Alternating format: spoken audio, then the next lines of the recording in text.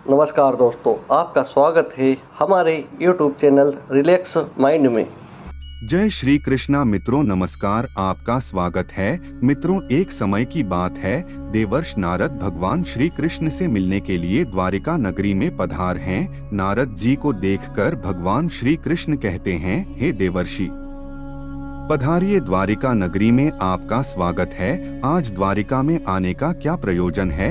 देवर्ष कहते हैं, हे प्रभु, मन में आपके दर्शन करने की इच्छा हुई सो चला आ गया। भगवान श्री कृष्ण मुस्कुराते हुए कहते हैं, हे देवर्षि, अवश्य ही आपके मन में आज कोई ना कोई शंका निर्माण हो गई होगी, इसीलिए निसंकोच होकर पूछ लीजिए। देवर्ष कहते हैं, हे प्रभु, आप तो सब कुछ जानते हैं। मेरे मन में जो भी शंका है उसके विषय में भी आपको पता है, लेकिन फिर भी अगर आप पूछ रहे हैं तो बताने की चेष्टा करता हूँ। हे प्रभु, आज मैं आपके पास यह जानने के उद्देश्य से आया हूँ कि किस कारण से मनुष्य के जीवन में दरिद्रता आती है। देवी लक्ष्मी किस कारण से मनुष्य के घर का त्याग करके चली जाती है, और वह कौन सा पुण्य है जिससे देवी लक्ष्मी सदैव ही मनुष्य के घर में वास करती है। भगवान श्री कृष्ण कहते हैं, हे देवर्ष, आज आपने समस्त मानव जाति के कल्याण के उद्देश्य से अत्यंत महत्वपूर्ण बात पूछी है। देवी लक्ष्मी के कारण ही मनुष्य के घर में सुख समृद्धि का वास होता है, और जब देवी लक्ष्मी घर का त्याग करके चली जाती है तो उस घर में दरिद्रता का ही वास होता है। इस विषय में एक प्राचीन इतिहास कहा जाता है, जो मैं आपको सुनाता हूँ। जो भी मनुष्य इस कथा का श्रवण करता है उसके घर में देवी लक्ष्मी के साथ समस्त पुण्य निवास करते हैं। इसीलिए आप इस कथा का श्रवण कीजिए और इसका तीनों लोकों में प्रचार कीजिए। देवर्ष कहते हैं, हे प्रभु, कृपया आप मुझे वह कथा सुनाइए। आपके मुख से इस कथा को सुनना मेरा सौभाग्य है। मैं इस कथा को पूरा सुनूंगा और इसका प्रचार तीनों लोकों में करूंगा। भगवान श्री कृष्ण कहते हैं, हे देवर्षि, जो मनुष्य सत्य का साथ देता है ईश्वर उसका साथ कभी नहीं छोड़ते हैं। आज मैं आपको महाराज हर्षवर्धन की कथा सुनाता हूँ, जिन्होंने देवी लक्ष्मी का त्याग करके दरिद्रता को ग्रहण कर लिया था। त्रेता युग की बात है। भारतवर्ष में सत्यवादी धर्मात्मा राजा हर्षवर्धन राज्य करते थे। उनका राज्य कुंतल प्रदेश पर था। उनके राज्य की प्रजा उनसे अत्यंत संतुष्ट रहा करती थी। महाराज हर्षवर्धन बड़े दानशूर और वचन का पालन करने वाले थे।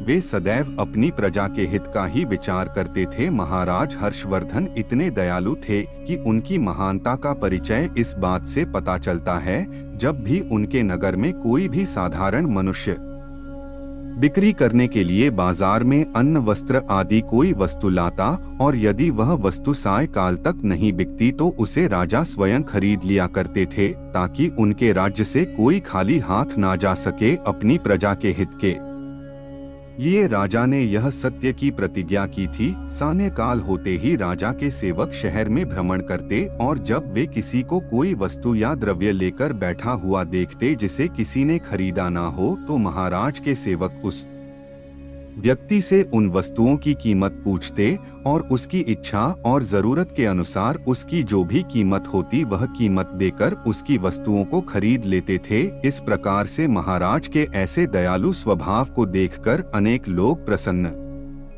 होकर उनकी महानता की चर्चा करने लगे। महाराज हर्षवर्धन की कीर्ति तीनों लोकों में होने लगी। देवता भी उनकी प्रशंसा करने लगे। जब यह बात धर्मराज को पता चली तो एक दिन स्वयं धर्मराज ने ही महाराज हर्षवर्धन की परीक्षा लेने की सोची। फिर एक दिन स्वयं धर्मराज एक ब्राह्मण का वेश धारण करके महाराज हर्षवर्धन की नगरी में प्रकट हुए। उन्होंने अपने साथ दरिद्रता की कारक टूटी फूटी चीजें, कूड़ा करकट और कचरा एक पेटी में भर कर ले लिया, अर्थात उन्होंने दारिद्र्य एक पेटी में भर लिया, और उस पेटी को लेकर वे सत्यवादी महाराज हर्षवर्धन के नगर में उनकी परीक्षा लेने के लिए पहुंच गए। धर्मराज उस नगर के बाजार में उस कचरे से भरी पेटी को लेकर बेचने के लिए बैठ गए, किंतु कौन व्यक्ति कूड़ा कचरा खरीदेगा। ब्राह्मण रूपी धर्मराज दिन भर वहीं पर बैठे रहे, लेकिन किसी ने भी उनका कूड़ा कचरा नहीं खरीदा। जब सायंकाल हुई तब राजा के सेवक हमेशा की तरह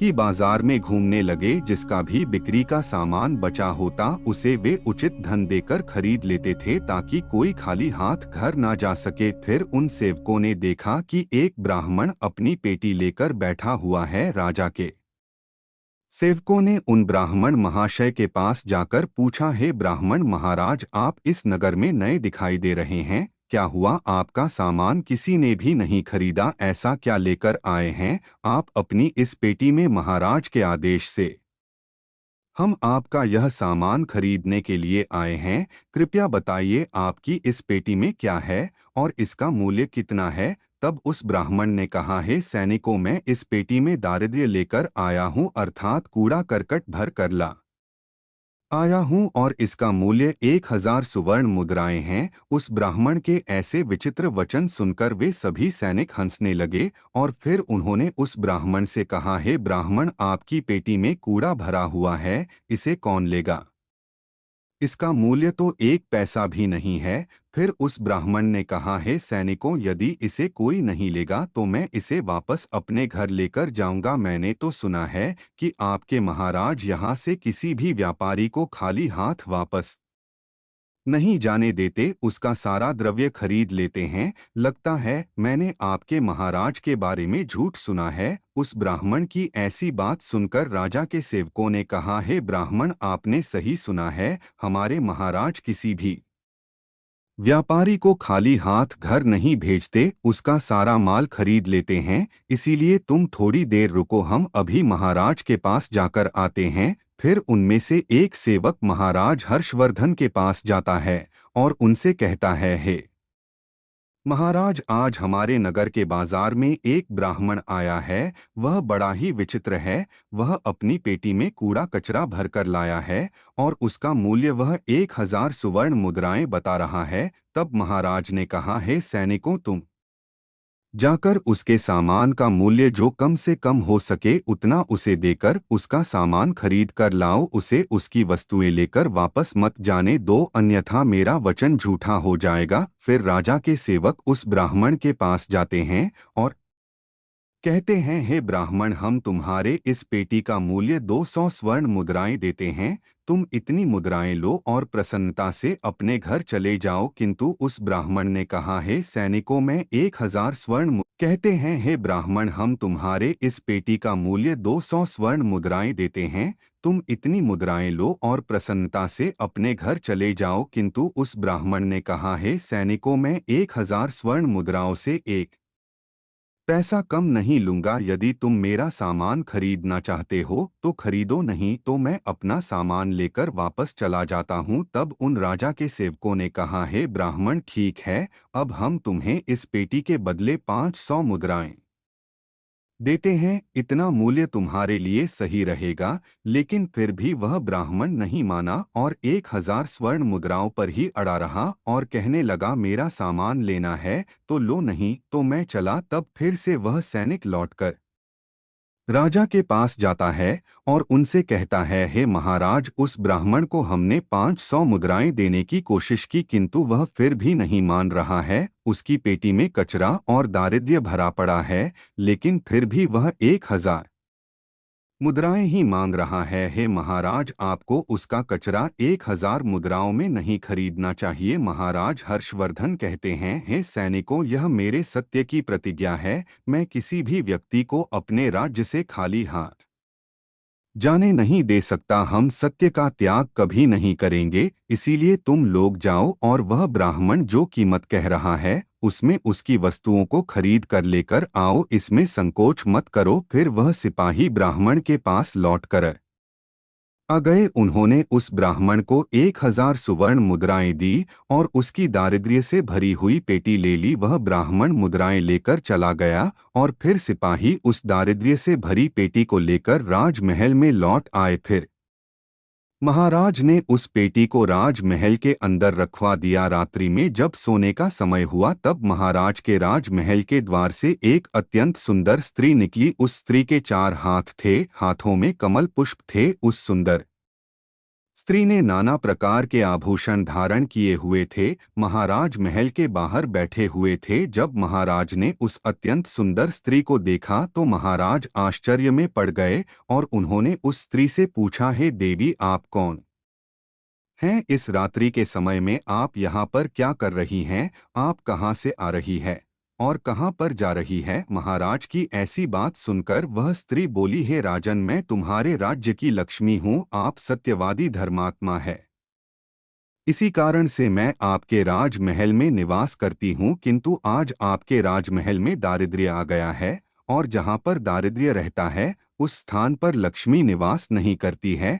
आज आपने एक पेटी में भरा दारिद्र्य अपने घर में रखा है, इसीलिए अब मैं यहाँ से जा रही हूँ। तब महाराज हर्षवर्धन ने हाथ जोड़कर प्रणाम करके देवी लक्ष्मी से कहा, है माँ लक्ष्मी, आपकी जैसी इच्छा, मैं अपने वचन और प्रतिज्ञा से बंधा हुआ हूँ। मैं अपना वचन नहीं तोड़ सकता, इस कारण से मैं उस दारिद्र्य से भरी पेटी को लेने से मना नहीं कर सकता था। कृपया आप मुझे क्षमा कीजिए। तब देवी लक्ष्मी महाराज के राजमहल का त्याग करके चली जाती है। थोड़ी देर बाद राजा ने एक बहुत ही सुंदर युवा पुरुष को राजमहल के दरवाजे से निकलते देखा तो महाराज ने उससे पूछा, हे देव, आप कौन हैं? यहाँ पर कैसे आए और आप कहाँ जा रहे हैं? उस सुंदर पुरुष ने कहा, हे राजन, मेरा नाम दान है। आप सत्यवादी धर्मात्मा है, सदैव धर्म का पालन करते हैं, इसी कारण से मैं आपके राज्य महल में निवास करता था। किंतु अब देवी लक्ष्मी आपके राजमहल को त्याग कर चली गई है। लक्ष्मी के बिना आप दान कहाँ से करेंगे? इसीलिए मैं भी अब आपको छोड़कर जा रहा हूँ। तब महाराज हर्षवर्धन बोले, हे देव, ठीक है, जैसी आपकी इच्छा, आप भी जा सकते हैं, किंतु मैं अपने वचन को तोड़ नहीं सकता। फिर वह दान भी महाराज को छोड़कर चला जाता है। उसके बाद अन्य एक सुंदर पुरुष राजमहल से निकलता हुआ दिखाई पड़ा। तब महाराज ने उससे पूछा, हे देव, आप कौन हैं और कहाँ जा रहे हैं? तब उस पुरुष ने कहा, हे राजन, मैं यज्ञ हूँ। आप सत्यवादी धर्मात्मा है, आप सदैव दान धर्म करते थे, इसी कारण से मैं आपके राज्य में निवास करता था। किंतु अब लक्ष्मी और दान आपका घर छोड़कर चले गए हैं तो मैं भी जा रहा हूँ, क्योंकि लक्ष्मी के बिना यज्ञ नहीं किया जा सकता और दान के बिना यज्ञ संपन्न नहीं हो सकता। इसीलिए मैं भी आपका त्याग करके जा रहा हूँ। महाराज हर्षवर्धन ने कहा, हे देव, ठीक है, जैसी आपकी इच्छा, आप भी जा सकते हैं, किंतु मैं अपने वचन का त्याग नहीं करूँगा। फिर वह यज्ञ भी राजमहल को छोड़कर चला जाता है।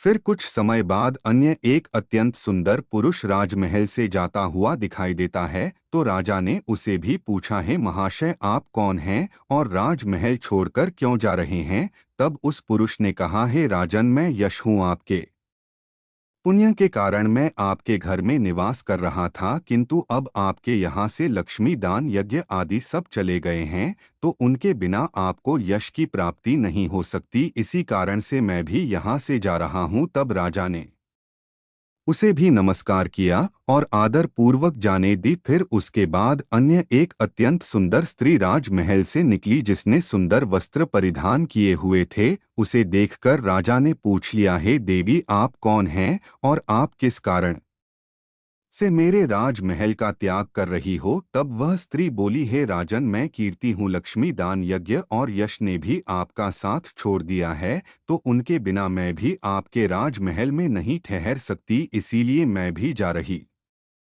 हूँ। तब राजा ने उसे भी जाने दिया। फिर अंत में एक अत्यंत सुंदर पुरुष राजमहल से निकला और उसे देखकर राजा ने पूछा, हे देव, आप कौन हैं और आप भी हमारे राजमहल को छोड़कर क्यों जा रहे हैं? तब उस पुरुष ने कहा, हे राजन, मैं सत्य हूँ। आप एक सत्यवादी धर्मात्मा राजा है, इसीलिए मैं आपके यहाँ निवास करता था, किंतु अब आपके यहाँ से लक्ष्मी, दान, यज्ञ यश हमारे राजमहल को छोड़कर क्यों जा रहे हैं? तब उस पुरुष ने कहा, हे राजन, मैं सत्य हूँ। आप एक सत्यवादी धर्मात्मा राजा है, इसीलिए मैं आपके यहाँ निवास करता था, किंतु अब आपके यहाँ से लक्ष्मी, दान, यज्ञ, यश, कीर्ति आदि सभी चले गए हैं, तो मैं भी यहाँ से जा रहा हूँ। तब महाराज हर्षवर्धन ने कहा, है सत्य, आप भी मेरा त्याग कर रहे हैं, किंतु मैंने तो आपका कभी त्याग ही नहीं किया। आपका त्याग न करने के कारण ही सभी मुझे छोड़कर जा रहे हैं, इसीलिए आप मुझे छोड़कर कैसे जा सकते हैं। मैंने अपने सत्य वचन का पालन करने के लिए ही दारिद्र्य को अपने घर में रखा था। मैंने संसार के कल्याण के लिए यह वचन दिया था कि मेरे राज्य से कोई भीखा हाथ नहीं जाएगा। जो भी मेरे राज्य में कोई वस्तु बेचने आएगा, यदि उसकी वस्तु कोई नहीं खरीदेगा तो उसे मैं खरीद लूंगा। इसीलिए मैंने अपने सत्य वचन का पालन करने के लिए उस ब्राह्मण को 1000 सुवर्ण मुद्राएं देकर उससे दारिद्र्य खरीद लिया था। उसी दारिद्र्य की पेटी के कारण देवी लक्ष्मी ने आकर मुझसे कहा कि वे उस स्थान पर निवास नहीं करती जिस स्थान पर दारिद्र्य रहता है, और देवी लक्ष्मी के जाते ही यज्ञ, दान, यश, कीर्ति सब मुझे छोड़कर चले गए हैं। मेरे सत्य वचन का पालन करने के लिए ही मैंने उन सभी को जाने दिया, और अब आप भी मुझे छोड़कर जा रहे हैं। महाराज हर्षवर्धन की बात सुनकर वह सत्य बोला, है राजन, यदि आपने मेरे लिए ही इन सब का त्याग किया है तो ठीक है, मैं आपका राजमहल छोड़कर नहीं जाऊंगा। आप सचमुच बड़े पुण्यात्मा और सत्यवादी हैं, इसीलिए अब से मैं आपके राजमहल में ही निवास करूंगा। और वह सत्य फिर से राजमहल में लौट गया। उसके थोड़ी ही देर बाद एक सुंदर स्त्री लौटकर आ गई। उसे देखकर राजा ने पूछा, है देवी, आप कीर्ति है, अब भी आप मुझे छोड़कर चली गई थी, तो फिर वापस क्यों लौट कर आ गई। तब कीर्ति ने कहा, है राजन, मुझे क्षमा करो, मैं लक्ष्मी, यज्ञ, दान, यश के बिना तो रह सकती हूँ, किंतु सत्य के बिना नहीं। इसीलिए जहाँ सत्य रहेगा मैं भी वहीं पर रहूंगी। फिर राजा ने कीर्ति का स्वागत किया और वह राजमहल में चली गई। फिर यश वहां पर लौटकर आ गया। राजा ने उससे पूछा, है महाशय, आप तो यश है, आप मुझे छोड़कर चले गए थे, फिर लौटकर क्यों आ गए। तब उस पुरुष ने कहा, है राजन, कोई राजा कितना ही बड़ा धनवान हो, दानशूर हो, किंतु सत्य के बिना उसे यश प्राप्त नहीं हो सकता। इसीलिए जहाँ पर सत्य विराजमान रहता है मैं भी वहीं पर रहता हूँ, सत्य के बिना मैं नहीं रह सकता। ऐसा कहकर फिर यश ने राजमहल में प्रवेश किया। उसके कुछ क्षण बाद यज्ञ भी लौटकर आ गया। राजा ने उससे भी पूछा, है महाशय, आप क्यों लौटकर आ गए। तब यज्ञ ने कहा, है राजन, चाहे कोई कितना भी लक्ष्मीपति और दानशी क्यों ना हो, किंतु बिना सत्य के यज्ञ शोभा नहीं देता है। आप में सत्य विराजमान है, इसीलिए मैं भी आपके पास ही रहूंगा। इतना कहकर यज्ञ भी राजमहल में वापस लौट गया। उसके कुछ क्षण बाद दान भी वापस आ गया। राजा ने उससे भी पूछा, है महाशय, आप भी मुझे छोड़कर गए थे,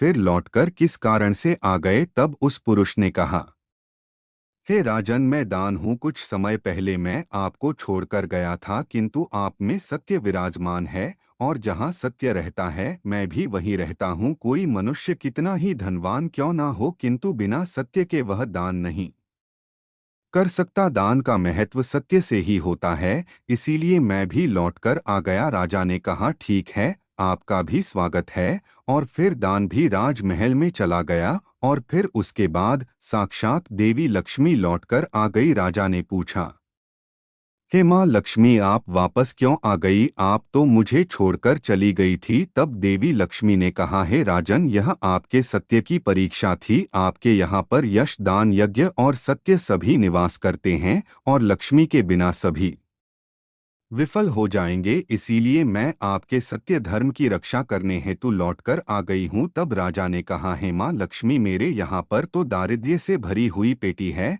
जहाँ दारिद्र्य रहता है वहाँ पर आप कैसे निवास कर सकती हो। तब देवी लक्ष्मी ने कहा, हे राजन, मेरी कृपा से वह दारिद्र्य से भरी पेटी भी सुवर्ण और रत्नों से भर जाएगी। इतना कहकर माँ लक्ष्मी भी राजमहल में प्रवेश करती हैं। माँ लक्ष्मी के प्रवेश करते ही वह पेटी में भरा पड़ा कूड़ा कचरा रत्न और सुवर्ण के आभूषण में बदल गया। इसके कुछ समय के पश्चात स्वयं धर्मराज ब्राह्मण के रूप में राजमहल में आ गए। तब राजा ने उनसे पूछा, हे विप्र, आप कौन है, आपने तो मेरा त्याग नहीं किया था, फिर आप यहाँ पर कैसे आ गए। तब उस ब्राह्मण ने कहा, हे राजन, मैं साक्षात धर्म हूँ, मैं ही ब्राह्मण का रूप धारण करके आया था और मैंने ही 1000 सुवर्ण मुद्राओं के बदले तुम्हें दारद दिया था, किंतु तुमने अपने सत्य के बल से मुझे जीत लिया है, इसीलिए अब मैं तुम्हें वरदान देने के लिए आया हूँ, बताओ मैं तुम्हें कौन सा वर प्रदान करूँ। इतना कहकर धर्मराज ने अपना मूल स्वरूप धारण किया। तब राजा हर्षवर्धन ने कहा, है